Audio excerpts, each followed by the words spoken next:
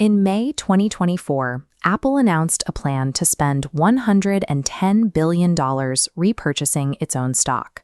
This single allocation of capital is larger than the entire market valuation of most Fortune 500 companies. It represents a massive redistribution of corporate profits back to the investors who own the stock. The market responded immediately. Apple's stock price rose by approximately 6% following the news. Analysts generally view these announcements as a signal that management believes the shares are selling for less than they are truly worth. This creates a tension between market sentiment and corporate reality. While the buyback signals management's confidence, it also functions as a tool to mathematically adjust per-share performance data. Determining the impact of this move requires stripping away the sentiment to examine the underlying accounting, the legal constraints, and empirical data on business performance. At its core, a stock buyback is a dual accounting entry. The company spends its cash reserves, which reduces its balance sheet assets, and uses that cash to retire outstanding shares, which simultaneously reduces its outstanding equity. This equation shows the primary metric, earnings per share. It is calculated by taking the company's net income and dividing it by the total outstanding shares. When a buyback retires stock, that same static net income is now divided by a smaller number of shares. By shrinking the denominator, the earnings per share metric mathematically increases. The company reports higher per share earnings without requiring a single additional dollar of actual operating profit. This mechanical inflation applies to other key performance indicators as well. As the company spends cash to buy its stock, its total assets decrease, which automatically pushes up its return on assets. Using the pizza analogy for enterprise value, a buyback simply cuts the same pizza into fewer, larger slices. Each remaining shareholder gets a larger slice of the profit, but the total enterprise value does not increase because the company permanently sacrificed cash reserves to execute the trade. Executives favor this mechanism because it allows them to adjust performance metrics without committing the company to the inflexible, long-term cash payouts required by dividends. Deploying $110 billion into the open market is a logistical challenge. A company cannot simply execute a trade of that size simultaneously without destroying pricing equilibrium and artificially spiking the stock price. Aggressive, unchecked stock repurchases trigger market manipulation liability under the Securities Exchange Act of 1934, specifically Sections 9A2 and 10B. The primary enforcer of these anti-manipulation laws in the United States is the Securities and Exchange Commission. To allow corporations to buy their own stock without facing federal charges, the SEC established Rule 10b-18. This provides a legal safe harbor, protecting issuers from liability if they operate within severe quantitative constraints.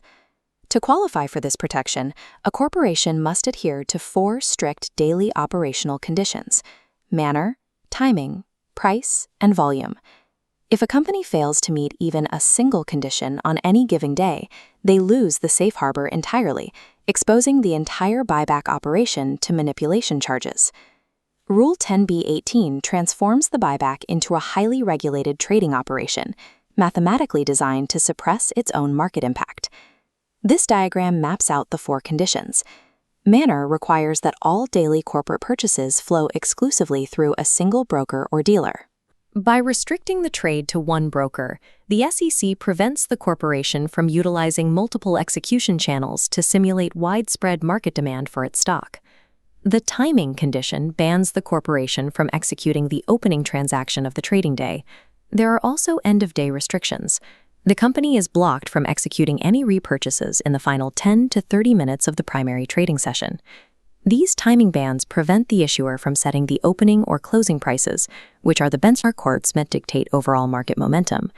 The price condition dictates that a corporation cannot place bids higher than the highest independent bid or the last transaction price. Finally, the volume condition caps daily repurchases at 25% of the stock's average daily trading volume, calculated from the prior 4 weeks. Because of these rules, Apple's massive execution is legally forced to be a throttled drip into the market to ensure price stability. While these legal mechanics protect the market, we still have to determine if these capital purchases translate to better operational businesses. To test this, a Lund University study analyzed public companies in the Nordic region between 2015 and 2020. This scatter plot illustrates the study's difference in difference methodology. It charts a treatment group of companies that executed buybacks against a matched control group of similar companies that did not. The regression tested 3 core operational metrics: EBITDA margin, net income margin, and revenue growth. The primary finding was that there is zero consistent or statistically significant effect on any of the measured operational performance metrics following a buyback. The data showed only one exception: a statistically significant decline in net income margin in 2019, which failed to represent a systematic trend across the timeline. This isolates the reality of the mechanism. The earnings per share boost seen in buybacks is a mechanical outcome of the capital structure, detached from business growth or operational efficiency.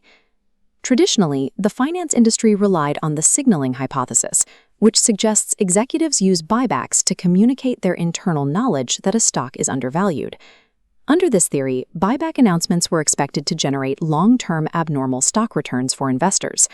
However, data published in finance research letters shows this signaling advantage is rapidly breaking down.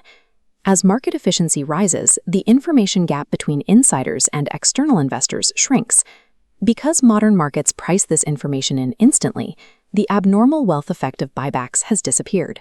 In a transparent, efficient market, the assumption that a buyback reveals a hidden, undervalued reality has become a financial illusion. Apple's $110 billion buyback is best understood not as a catalyst for growth, but as an application of free cash flow theory. Highly profitable companies utilize buybacks when they generate more cash than they can deploy into operations.